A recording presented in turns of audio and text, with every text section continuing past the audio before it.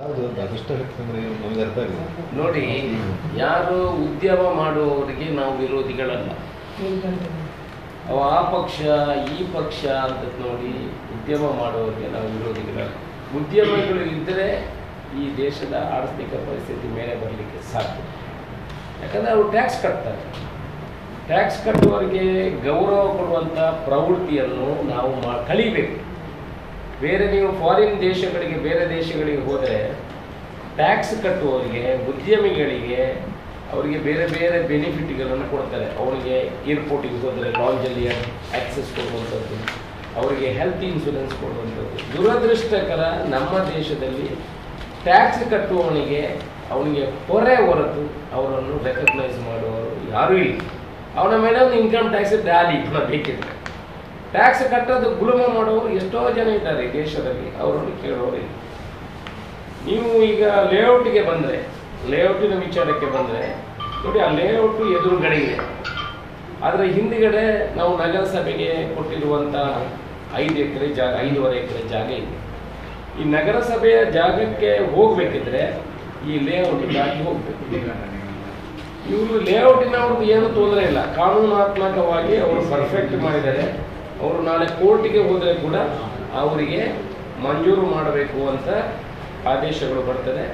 ಎಲ್ಲ ಅದನ್ನು ಅವರ ಗೈಡ್ಲೈನ್ಸನ್ನು ಪರಿಗಣನೆಗೆ ತಗೊಂಡು ಮೂಲದಲ್ಲಿ ಅವರಿಗೆ ಅಪ್ರೂವಲ್ ಕೊಡುವಂಥ ಕೆಲಸವನ್ನು ಮಾಡಿದ್ದಾರೆ. ಆ ಲೇಔಟ್ಗೆ ಅಪ್ರೂವಲ್ ಕೊಟ್ಟರೆ ಏನು ರಸ್ತೆಗಳಿದೆ 60 ಫೀಟಿದ್ದು ಮತ್ತು 40 ಫೀಟಿದ್ದು ರಸ್ತೆಗಳಿದೆ, ಅವರು ಅದನ್ನು ನಗರಸಭೆಗೆ ಹ್ಯಾಂಡ್ ಓವರ್ ಮಾಡಬೇಕು. ನಗರಸಭೆಗೆ ಹ್ಯಾಂಡ್ ಓವರ್ ಮಾಡಿದ ಕೂಡಲೇ ಆ ರಸ್ತೆಗಳೆಲ್ಲ ನಗರಸಭೆಯದ್ದಾಗ್ತದೆ. ಅವರಿಗೆ ಹೋಗಲಿಕ್ಕೆ ನಮ್ಮ 5.5 ಎಕರೆ ಹೋಗಲಿಕ್ಕೆ ಫಸ್ಟ್ ಕ್ಲಾಸ್ ಅಪ್ರೋಚ್ ಸಿಗ್ತದೆ. ಈಗ ಅಪ್ರೋಚ್ಗಳಿಲ್ಲ. ಯಾವತ್ತು ಅಪ್ರೂವಲ್ ಆದ ಕೂಡಲೇ ಅವರು ನಗರಸಭೆಗೆ ಹೋಗಿ ಹ್ಯಾಂಡ್ ಓವರ್ ಮಾಡಿದ ನಂತರ ಅವರ ಲೇಔಟನ್ನು ಸೇಲ್ ಮಾಡಲಿಕ್ಕೆ ನಾವು ಪರ್ಮಿಷನ್ ಕೊಡುವಂಥದ್ದು. ಆದರೆ ಎಲ್ಲ ರಸ್ತೆಗಳು ನಗರಸಭೆಯ ಸ್ವಾಧೀನಕ್ಕೆ ಬರ್ತದೆ ಮತ್ತು ನಗರಸಭೆಗೆ ಆ ಜಾಗಕ್ಕೆ ಹೋಗಲಿಕ್ಕೆ ಅಪ್ರೋಚ್ ಆಗ್ತದೆ. ಮತ್ತು ಬೇರೆಯವರ ಒತ್ತಡಗಳು ನಮಗೆ, ನಾವು ಅಭಿವೃದ್ಧಿ ಬಗ್ಗೆ ಯಾವುದೇ ಚಿಂತನೆಗಳು ನಮ್ಮ ಹತ್ರ ಅದರಲ್ಲಿ ಸೆಕೆಂಡ್ ಥಾಟ್ಸೇ ಇಲ್ಲ. ಆದ್ಯತೆ ಕೊಡುವಂಥದ್ದು ಅಲ್ಲಿ. ಮತ್ತು ಅವರಿಗೂ ಕೂಡ ಹೇಳಿದರು, ನಾವು ಅದನ್ನು ಬದಲಾವಣೆ ಮಾಡುವಂಥ ವಿಚಾರಗಳು ಇಲ್ಲ. STP ಫ್ಲ್ಯಾಟ್ ಮಾಡಿದರೆ ಈ ಫ್ಲ್ಯಾಟಿಗೂ ಏನು ಸೈಟ್ಗಳಿಗೂ ಏನು ತೊಂದರೆ ಆಗೋದಿಲ್ಲ, ಅಲ್ಲಿ ಏನು ವಾಸನೆ ಬರೋದಿಲ್ಲ, ಅಲ್ಲಿ ಶುದ್ಧ ನೀರು ಆಗ್ತದೆ. ಈಗ ಮಂಗಳೂರಿನಲ್ಲಿದ್ದರೆ ಕೊಡಿಯಾಳ ಬೈಲಿನಲ್ಲಿ ಹಾರ್ಟ್ ಆಫ್ ದ ಸಿಟಿ, ಅಲ್ಲಿ ಫಿಲ್ಟ್ರೇಷನ್ ಪ್ಲಾಂಟ್ಗಳು ಇದೆ, ಏನು ಸ್ಮೆಲ್ಲುಗಳು ಏನು ಬರುವುದಿಲ್ಲ. ನೀರು ಶುದ್ಧೀಕರಣ ಮಾಡಿ ಕೊಡುವಂಥ ಕೆಲಸವನ್ನು ಮಾಡ್ತೀವಿ. ಈಗ ನಿವೇಶನದವರು 1.5 ಎಕರೆಯಷ್ಟು ಒತ್ತುವರಿ ಮಾಡ್ಕೊಂಡಿದ್ದಾರೆ ಪ್ಲಾಂಟಿನ ಜಾಗ. ಒತ್ತುವರಿ ಮಾಡಿದ ಯಾವ ಜಾಗ ಇಲ್ಲ, ಯಾವುದೇ ಮುತುವರ್ಜಿ ಇಲ್ಲದೆ ಅದನ್ನು ತೆರವುಗೊಳಿಸುವಂಥ ಕೆಲಸವನ್ನು. There is no compromise. ಈಗ ಆರೋಪ ಮಾಡಿದವರು ಹಿರಿಯ ಕಾಂಗ್ರೆಸ್ ಮುಖಂಡ, ನಗರಸಭೆಯ ಬಗ್ಗೆ ಆಳವಾದ ಜ್ಞಾನ ಇದ್ದ ವ್ಯಕ್ತಿ. ಅವರೇ ಈ ರೀತಿ ಆರೋಪ ಮಾಡಿದ್ರು, ಅದು ನಿಮ್ಮದೇ ಪಕ್ಷದವರು?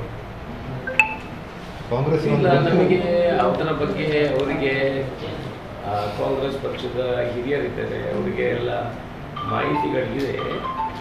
ಅದರ ಬಗ್ಗೆ ಯಾವ ರೀತಿ ಮಾಡಿದ್ದಾರೆ ಅಂತ ನನಗೆ. ಒಳ್ಳೆಯವರಿದ್ದಾರೆ ಅವರು, ಕಾಂಗ್ರೆಸ್ ಪಕ್ಷಕ್ಕೆ ಒಳ್ಳೆಯ ಕೆಲಸವನ್ನು ಮಾಡಿದರು, ಒಳ್ಳೆಯ ಅನುಭವವಂತರು, ಈ ಭಾಗಕ್ಕೆ ಒಳ್ಳೆಯ ಕೆಲಸವನ್ನು ಮಾಡಿದವರಿದ್ದಾರೆ.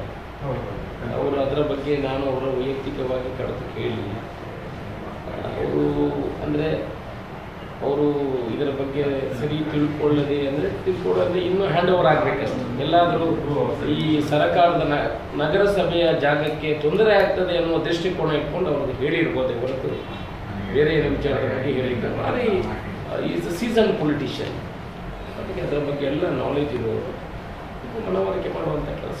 ಅವರಿಗೆ ಅಧಿಕಾರ ಸಿಗಲಿಲ್ಲ ಆ ರೀತಿ ಆರೋಪ ಮಾಡ್ತಿದ್ದಾರೆ. ಆಗ ಒಂದು ಸಾಮಾಜಿಕ ಜಾಲತಾಣಗಳಲ್ಲಿ ಬೇಕಾದಷ್ಟು ಚರ್ಚೆಗಳಾಗ್ತದೆ. ಅದು ಅಧಿಕಾರ ಸಿಗಲಿಲ್ಲ ಅಂತ ಹೇಳಿ ಮಾಡೋರು ಅವರಲ್ಲ, ಅವರು ಮೆಚ್ಯೂರ್ಡ್ ಪೊಲಿಟಿಷಿಯನ್. ಅವ್ರಿಗೆಲ್ಲ ರೀತಿಯ ಯಾವ ರೀತಿ ಎಲ್ಲೆಲ್ಲಿ ಆಗ್ತದೆ. ಈಗ ನನಗೂ ಮುಖ್ಯಮಂತ್ರಿ ಆಗಬೇಕಂತೆಲ್ಲ ಆಗ್ತದೆ, ಅದಕ್ಕೆ ಇದೆಲ್ಲ ಬೇಕಾಗ್ತದೆ, ಅದೆಲ್ಲ ಗೊತ್ತಿದ್ದವರು. Is a matured politician. ಆ ಥರಗಳಿಲ್ಲ. ಮತ್ತು ಅವ್ರು ಯಾರ ತಪ್ಪಿದ್ರೂ ಅದನ್ನು ಎತ್ತಿ ಹೇಳುವಂಥ ಒಬ್ಬ ವ್ಯಕ್ತಿ. ಈ ಹಿಂದೆ ಕೂಡ ಹಾಗೆ ಯಾರ ತಪ್ಪಿದ್ರೆ ಅದನ್ನು ಹೇಳುವಂಥ ಒಬ್ಬ ಮಾಡುವಂಥದ್ದು. ಸರ್, ಹಾಗಾದ್ರೆ ಕಾಂಗ್ರೆಸ್ಸಿನಲ್ಲಿ ದುಷ್ಟಕೂಟ ಇದೆ ಅಂತ ಹೇಳುವಂಥ ಅವರ ಆರೋಪ ಸತ್ಯವಾ? ಅದು ಅವರ ಪರಿಗಣನೆಗೆ ಬಿಟ್ಟಂಥದ್ದು. ಕಾಂಗ್ರೆಸ್ನಲ್ಲಿ ಅಂಥ ದುಷ್ಟಕೂಟಗಳು ಬೇರೆ ಬೇರೆ ಅವರ ಮನಸ್ಸಿನ ಆಲೋಚನೆಗಳು ಬೇರೆ ಬೇರೆ ಇರ್ತದೆ. ಅದು ಹೇಳಲಿಕ್ಕೆ ಎಲ್ಲ ಕೈ 5 ಬೆರಳು ಒಂದೇ ಥರ ಇರುವುದಿಲ್ಲ ನೋಡಿ. ಆ ಥರ ಆಲೋಚನೆಗಳು ಬೇರೆ ಬೇರೆ ಇರ್ತದೆ ಹೊರತು ನಾವು ಒಗ್ಗಟ್ಟಿನಲ್ಲಿ ಏನು ತೊಂದರೆಗಳೇನಿಲ್ಲ. ಅವರು ಇವಾಗಲೂ ನಮ್ಮ ಪಕ್ಷದ ಪ್ರಮುಖರು, ಪಕ್ಷಕ್ಕಾಗಿ ಇವಾಗಲೂ ಕೆಲಸ ಮಾಡ್ತಾರೆ. ಸರ್, ಈಗ ಡಾಕ್ಟರ್ ಶಿವರಾಮ ಕಾರಂತರ ಹೆಸರಿನಲ್ಲಿ ಪ್ರತಿ ವರ್ಷ ಪ್ರಶಸ್ತಿ